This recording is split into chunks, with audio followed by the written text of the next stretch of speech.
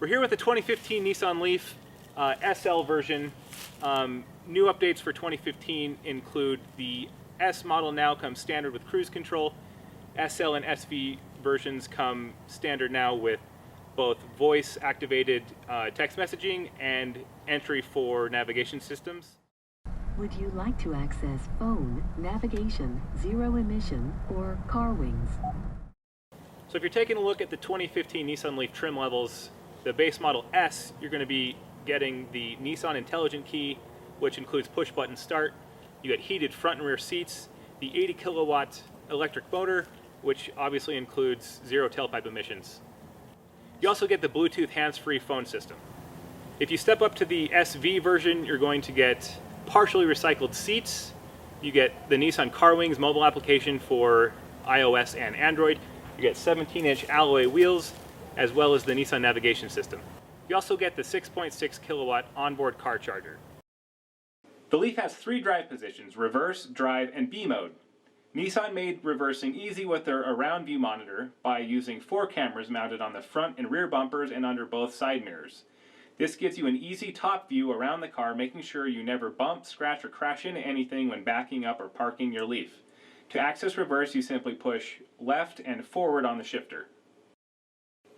To access D, you push left and down. To get to B mode, you push left and down again once in D mode. Moving forward in drive mode, you can harvest energy while braking. Small amounts of energy are also harvested when the car is coasting. But in B mode, you will still harvest while braking, but you will harvest more aggressively while the car is coasting.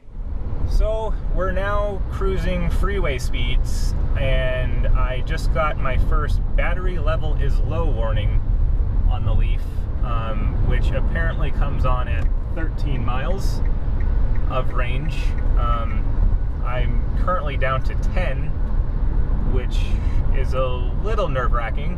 I should be just fine getting home as long as I pay attention to my driving habits and continue trying to build the little tree on the dash. So the good news is we made it home. About to throw it on the 120 volt wall charger at my house. With a quick charge port, you can charge the battery to 80% in 20 minutes at any public DC fast charger. This is available on the SL models only. However, all Leafs come standard with 120 volt 3-prong car charger cords. You can use this at home to charge overnight by simply plugging into any 3-prong outlet. You'll see a ready light on the cord, and up to 3 lights will appear on your dash, giving you a quick view of your charge status even from outside the car. Public charge stations are a good backup and available while running around town. I found that most Walgreens had quick charge stations along with several public locations in my city. The lock feature allows you to lock the charge cords in the port so you can leave your car unattended without worrying that someone will pull it out as they're walking by.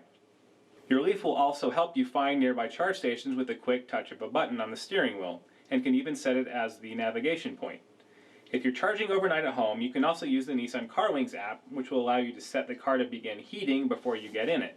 Admittedly, when I first started driving the Leaf, range anxiety was a huge factor. However, Nissan helps you get over this fear by giving you trees on your upper dash that you focus on building while driving economically. This means slower accelerations, coasting more often, and brake harvesting when possible.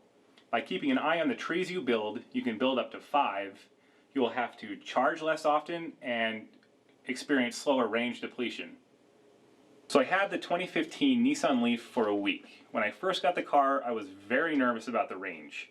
I was afraid I was going to run out of battery on the middle of the freeway and have no idea what to do. However, after driving the car for a while and keeping mind of how I was driving it, making sure I was building the tree on the dashboard, I discovered it wasn't such a big deal as long as I was charging it in at night and not trying to drive it on a cross-country road trip. I had no worries. I loved a few things in the car. One being the linear torque band. I could be getting off the line at a stoplight, I could be driving 70 on the freeway. If I needed power to get around someone or to avoid an obstacle, I just put my foot down and I was going. I didn't need to wait for the car to shift down. I had instant power, and that was amazing. Additionally from that, I loved feeling like I was a part of new technology, like I was a new adopter. And that's something to be said, especially in a car, because while So many car manufacturers come out with new models and new features each year. I've never driven a car where it felt like I was driving something completely new, and the Leaf did that for me, and that's something to be said.